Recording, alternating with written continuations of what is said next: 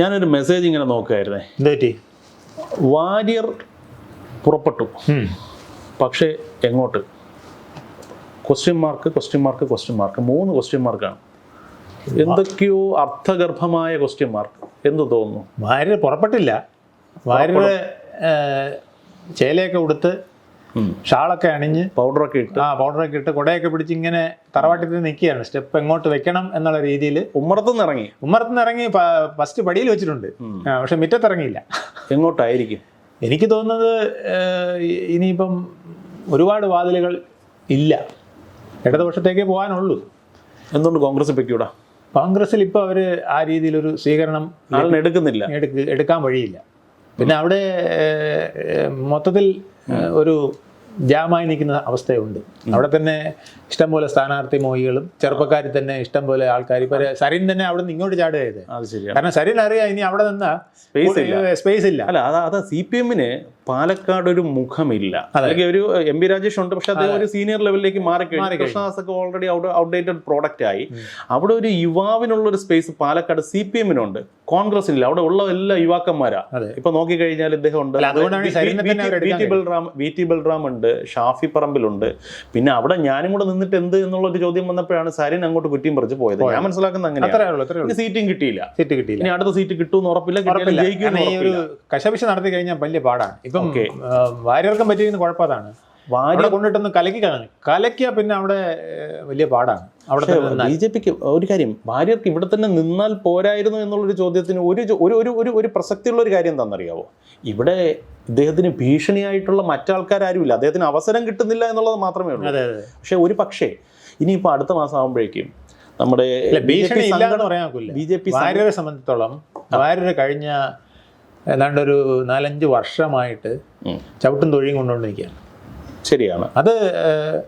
അത് പല കോർണറിൽ നിന്ന് കിട്ടുന്നുണ്ട്, മനസ്സിലായില്ലേ? അപ്പം അത് അദ്ദേഹത്തിന് അങ്ങ് സഹിക്കാൻ പറ്റുന്നില്ല.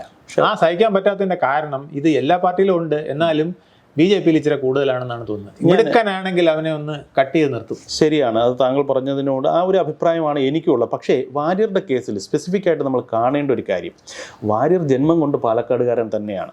ശബരിമല വിഷയം വരുമ്പോഴാണ് ഇദ്ദേഹം ഒരു ഒരു ചാനൽ ചർച്ചകളിലൂടെയാണ് ഇവർ ജനങ്ങളിലേക്ക് എത്തുന്നത്. ഒരുപാട് യുവാക്കളെ സ്വാധീനിക്കാനും ഒരുപാട് പേരെ BJP ചിന്താഗതി ഇല്ലാത്തവരെ പോലും ആ ഒരു ചിന്തയിലേക്ക് കൊണ്ടുവരാനും ഒരു ആവേശം കൊടുക്കാനും അവരെ കൂടെ നിർത്താനും ഒക്കെ വാര്യർക്ക് സാധിച്ചിട്ടുണ്ടെന്നുള്ളത് ശരിയാണ്. പക്ഷേ എല്ലാവർക്കും പാർലമെന്ററി പൊളിറ്റിക്സിൽ താല്പര്യമൊക്കെ ഉണ്ട്. സന്ദീപ് വാര്യർ ഈ കഴിഞ്ഞ നാളുകളിലെല്ലാം ഫോക്കസ് ചെയ്തിരുന്നത് തൃശ്ശൂർ കേന്ദ്രീകരിച്ചിട്ടുള്ള ഒരു പ്രവർത്തനങ്ങൾക്കായിരുന്നു. ഫോർ എക്സാമ്പിൾ, അദ്ദേഹം തൃശ്ശൂർ മണ്ഡലത്തിൽ ടൗൺ കേന്ദ്രീകരിച്ച് പാർലമെന്റ് തിരഞ്ഞെടുപ്പ്, ഇപ്പൊ സുരേഷ് ഗോപി ജയിച്ച അതേ സീറ്റിലേക്ക് പോലും അദ്ദേഹം ഒരു കാലഘട്ടത്തിൽ അതിന്റെ സാധ്യതകൾ പരിശോധിച്ചിരുന്നു. കഴിഞ്ഞ തെരഞ്ഞെടുപ്പ്, അതായത് 2021 ഡോക്ടർ ജേക്കബ് തോമസിനെ BJP കാൻഡിഡേറ്റായിട്ട് പ്രഖ്യാപിക്കുമ്പോൾ ആദ്യം മണ്ഡലം പറഞ്ഞിട്ടില്ല, അദ്ദേഹം മത്സരിക്കുമെന്നേ പറഞ്ഞിട്ടുള്ളൂ. ഞാൻ മനസ്സിലാക്കുന്നത് അദ്ദേഹം ജേക്കബ് തോമസിനെ കോൺടാക്ട് ചെയ്തിരുന്നു. പറയാതെ പറഞ്ഞൊരു കാര്യം ഇതാണ്: സർ, ഞാൻ തൃശ്ശൂർ കഴിഞ്ഞ കുറച്ച് നാളുകളായിട്ട് അവിടെ നിൽക്കുകയാണ്. അതായത് ഞാൻ അവിടെ ഒരു താല്പര്യം എനിക്കുണ്ട്. ഞാൻ കഴിഞ്ഞ കുറച്ച് നാളുകളായിട്ട് വെള്ളം കോരുന്നത് അവിടെ നിന്ന് മത്സരിച്ച് ജയിക്കാൻ വേണ്ടിയിട്ടാണ്. അപ്പോൾ അവിടെ സാറ് വന്നു കഴിഞ്ഞാൽ എൻ്റെ ഇത്രയും നാളത്തെ എഫർട്ട് വെറുതെ ആയിപ്പോവും. ശരിയാണ്, അത് വാര്യർ പറഞ്ഞത് പൂർണ്ണമായി ശരിയാണ്, മാന്യമായൊരു കാര്യം. അതിന് ഇദ്ദേഹം കൊടുത്തൊരു മറുപടി ഞാൻ മനസ്സിലാക്കിയെടുത്തോളം, വാര്യർ പേടിക്കണ്ട, ഞാൻ താങ്കൾക്കൊരു ഭീഷണിയാകില്ല.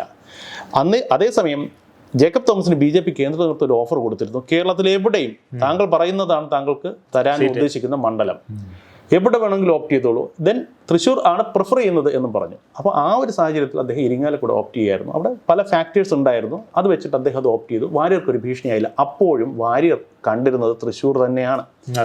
അത് കഴിഞ്ഞതിന് ശേഷം പിന്നെ പാർട്ടിയുമായിട്ട് ചെറിയ തൃശ്ശൂർ കേന്ദ്രീകരിച്ച് സോഷ്യൽ ഇഷ്യൂസ് വന്നിരിക്കുന്ന വിഷയം, പാലക്കാട് ഒരു ലിസ്റ്റിലുള്ള ആളായിരുന്നു.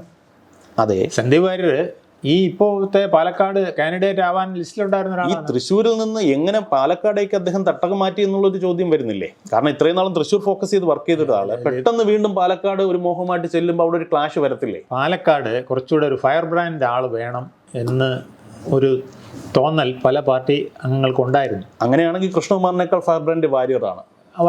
എനിക്കതാ, അതിനേക്കാൾ ഫയർ ബ്രാൻഡാണ് ശോഭാ സുരേന്ദ്രൻ. അപ്പൊ ഇത് രണ്ടുപേരിൽ ഒരാൾ വരുമെന്നാണ് അവിടെ പൊതുവെ ആദ്യം ഒരു ധാരണ തോന്നലുണ്ടായിരുന്നത്. അതായത് മോൾത്തട്ടിലെല്ലാം കണക്ക് കൂട്ടി നിന്ന് അവരാണ് അത് അഡ്ജസ്റ്റ് ചെയ്താണ് പോയിരുന്നത്. പക്ഷേ ഇടത്തട്ടിലും താഴെത്തട്ടിലും വെറും അനുഭാവികളുടെ ഇടയിലും വാര്യർ അവിടെ എത്തും, വാര്യർ എത്തിയാൽ അവിടെ പിടിക്കാൻ പറ്റും, പാലക്കാട് പിടിക്കാൻ പറ്റും എന്നൊരു തോന്നൽ ഉണ്ടായിരുന്നു. ഈ പറഞ്ഞാൽ വെറുതെ കയറി ആശിച്ചു പോയി. അതാണ് വാര്യർക്ക് പറ്റിയത്. അല്ല, ആശിച്ചതല്ല, അത് അതിനുള്ള ഒരുപാട് പേര് അതിനെ പിന്തുണയ്ക്കുകയും ചെയ്തേ. പാലക്കാടത്തെ ഇന്നത്തെ സാഹചര്യത്തിൽ വാര്യർ ഒരു ഫയർ ബ്രാൻഡ് കാൻഡിഡേറ്റ് ആണ്.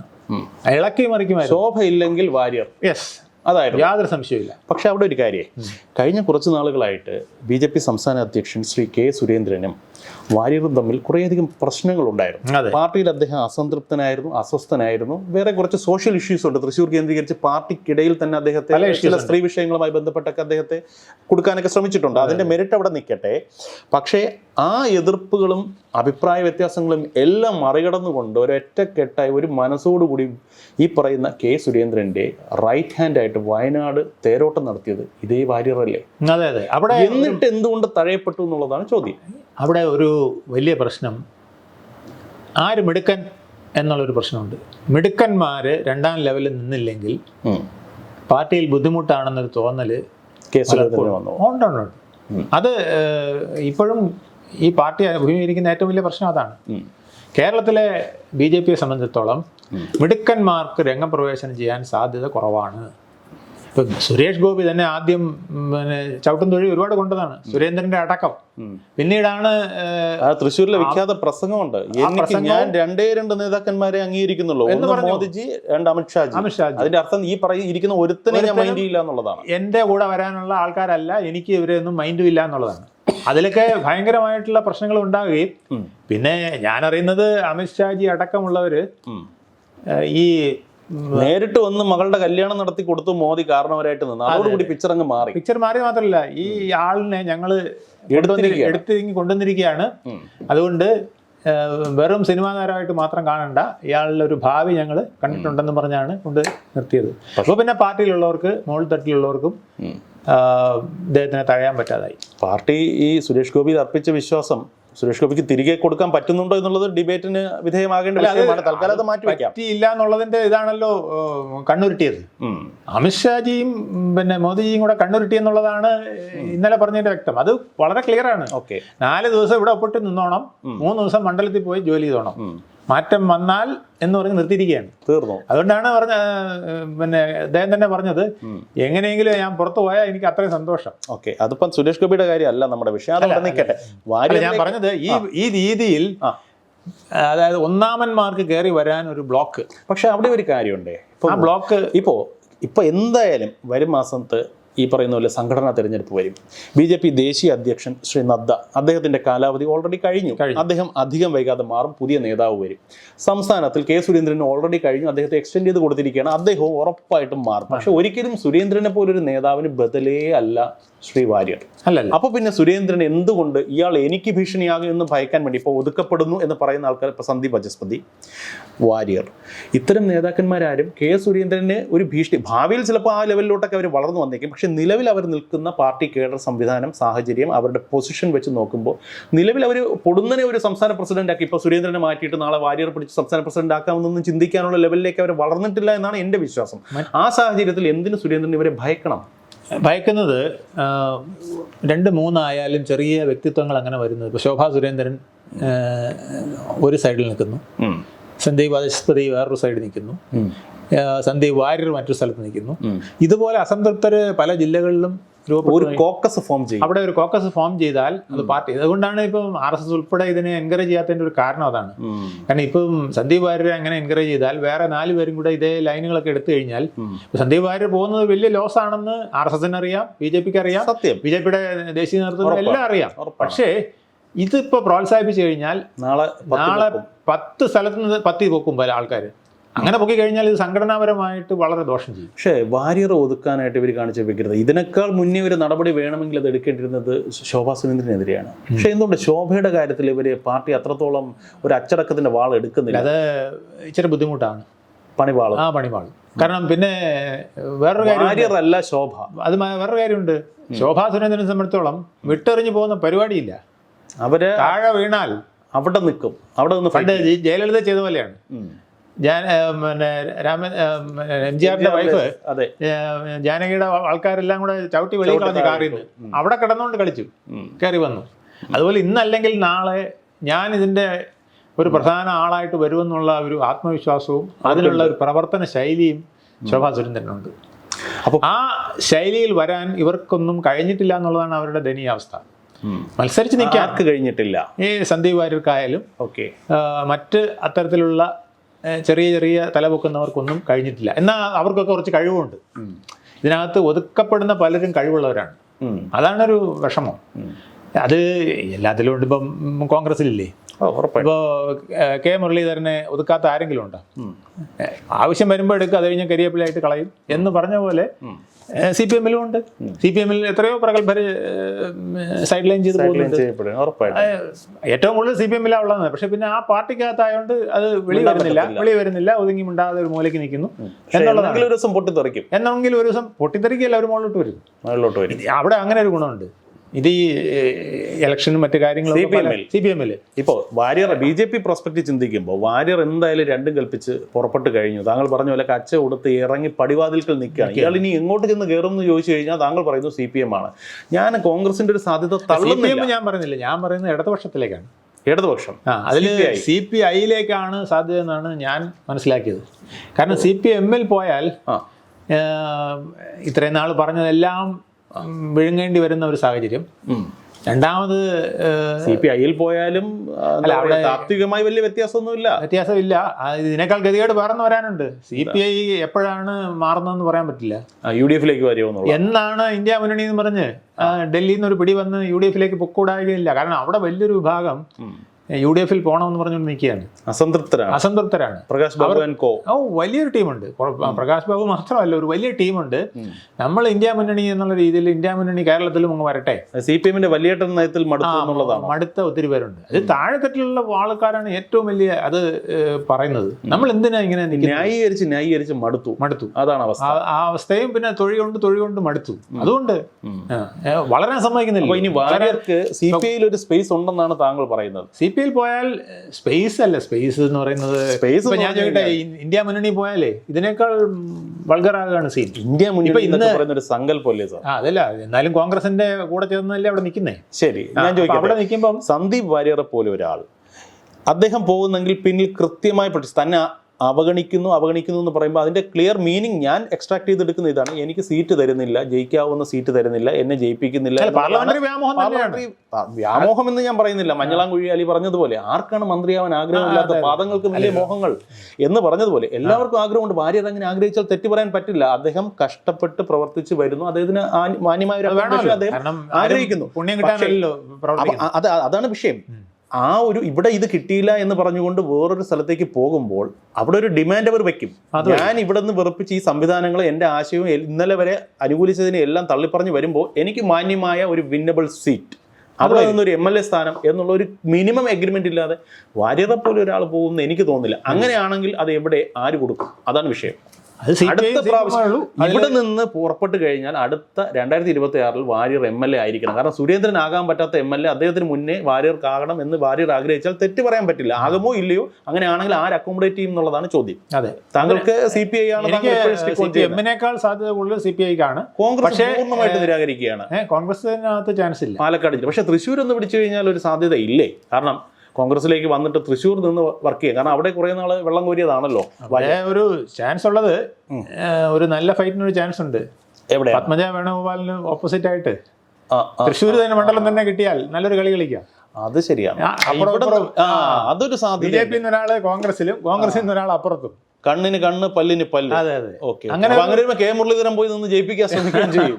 അങ്ങനെയാണെങ്കിൽ വല്ലാത്തൊരു രാഷ്ട്രീയ നാടകം കാണേണ്ടി വരും. തൃശ്ശൂര്. അതായത് ഒരു പകരത്തിന് പകരം കളി വരാം. പക്ഷെ അതിനുള്ള ചാൻസ് എനിക്ക് വളരെ കുറവാണ് തോന്നുന്നത്. കോൺഗ്രസിൽ പോകുന്നതിനേക്കാൾ ഇടതുപക്ഷത്തിലെ CPIയോ CPMോ ആയിരിക്കും. അതിൽ ഓഫർ ഏതാണ് നല്ലത് അതനുസരിച്ച്. അവസാനമായിട്ട് ഒരു ചോദ്യം: എന്തൊക്കെ രാഷ്ട്രീയത്തിൽ പിന്നെ എത്തിക്സും കാര്യങ്ങളും അങ്ങനെയൊന്നും ഇല്ല. ഇന്നലെ തള്ളിപ്പറഞ്ഞവനെ ഇന്ന് രാജാവായിട്ട് പ്രഖ്യാപിക്കുന്നതിലും യാതൊരു വിരോധമില്ല. പക്ഷെ എന്നാലും ഇവരൊക്കെ എത്തിക്സ് ഉള്ളവരായിരുന്നു. എത്തിക്സിൽ തന്നെയാണ് അവരുടെയൊക്കെ പോക്കും. പക്ഷെ ഒരു സ്റ്റേജ് കഴിയുമ്പം ഒരു തത്വദീക്ഷ ഇല്ലാത്ത വിധത്തിൽ നമ്മുടെ കൂടെ നിൽക്കുന്നവൻ ചവിട്ടുന്നു, മോളെ നിൽക്കുന്ന ചവിട്ടുന്നു. അപ്പോൾ നമ്മൾ ഇത്രയും ഇറങ്ങിയും പോയി, മനസ്സിലുള്ള നന്മ വറ്റിപ്പോകും. എല്ലാം വറ്റിപ്പോകുന്ന ഒരു ശൂന്യതയുടെ ഒരു അവസ്ഥയിലേക്ക് പോകും. ആ ശൂന്യതയുടെ അവസ്ഥയിലാണ് നമ്മൾ പെട്ടെന്ന് സന്ദീപ് വാര്യർ തന്നെ ആ വാക്ക് പറഞ്ഞു എന്നാണ് എനിക്ക് തോന്നുന്നത്. ഞാനിപ്പോ ബ്ലാങ്ക് ആണ്, എന്റെ മനസ്സിലൊന്നുമില്ല. അപ്പൊ ഒന്നുമില്ല. അതെ അതെ, ആ ഉള്ളതിൽ വ്യക്തത രാഷ്ട്രീയത്തിൽ നമ്മൾ ഏത് തീരുമാനം എടുത്താലും അതിനകത്ത് വ്യക്തത വേണം. നമ്മൾ ഏതിലും ചാടാം, പക്ഷെ ചാടിയാൽ ഇപ്പം ചാടിയിടം ഞാൻ ആർക്കു വേണ്ടി ചാടി, വീണടം വിഷ്ണുലോകം എനിക്ക് വേണ്ടി അല്ല ചാടിയത്, ഞാൻ എൻ്റെ കൂടെ നിൽക്കുന്നവർക്ക് വേണ്ടി, അല്ലെങ്കിൽ എന്നെ പിന്നെ കണ്ടുകൊണ്ട് ഇതിനകത്ത് വന്നവർക്ക് വേണ്ടി, അല്ലെങ്കിൽ പൊതുജനത്തിന് വേണ്ടി എന്നൊക്കെ പറയാൻ കഴിയുന്ന ഒരു നിലപാടുണ്ടായില്ലെങ്കിൽ ഈ ചാട്ടം കൊണ്ട് പ്രയോജനമില്ല. മനസ്സിലായി. ശരീരത്തിന് പറ്റിയിരിക്കുന്ന കുഴപ്പം അതാണ്. അവസാനമായിട്ട് ഒരു ചോദ്യം കൂടെ.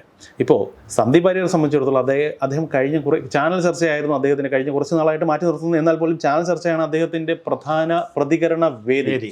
ആ വേദിയിലെല്ലാം എന്നൊക്കെ ഒരു അവസരം കിട്ടിയിട്ടുണ്ടോ അന്നെല്ലാം മുഖ്യമന്ത്രി ശ്രീ പിണറായി വിജയനെതിരെ ശക്തിയുക്തം ആഞ്ഞടിക്കാൻ മാത്രം ശ്രമിച്ചിട്ടുള്ള ഒരു നേതാവാണ്, അല്ലെങ്കിൽ ഇടതുപക്ഷ ഐഡിയോളജിയെ തന്നെ സംശയത്തിൻ്റെ നിലനിർത്തുന്ന ചോദ്യം ചെയ്തുകൊണ്ടേയിരുന്ന ഒരു വ്യക്തിയാണ് ശ്രീ സന്ദീപ് വാര്യർ. അദ്ദേഹം ഇനി അതേ ഇടതുപാളയത്തിലേക്ക് പോയാൽ എന്ത് വർത്തമാനം പറയും? മറ്റേ സുരാജിന്റെ ഒരു സിനിമാ ഡയലോഗ് പറയുമ്പോൾ നമ്മൾ ഇനി എന്ത് ചെയ്യും മല്ലയ്യ എന്നുള്ളൊരു അവസ്ഥയിൽ വാര്യർ എത്തില്ലേ? അതാണ് സീസൺഡ് പൊളിറ്റീഷ്യന്റെ ഒരു പ്രത്യേകത.